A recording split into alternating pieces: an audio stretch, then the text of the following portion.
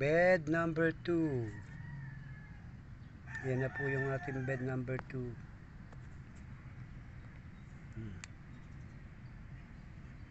Yan niyo po. May mga dahon na. Bagamat yung iba'y wala pa. Ang kanyang temporary leaves.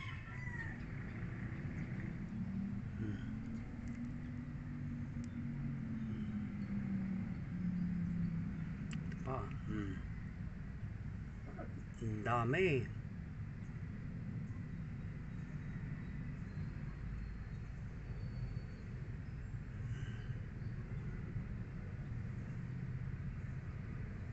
Ay, wag gagalawin yung mga damo dahil mabubulot yung mga ano.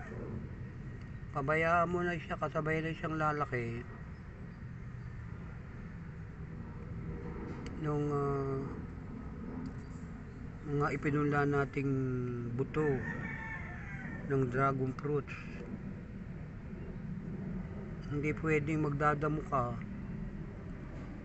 na baby pa to. Ay, kawawa naman.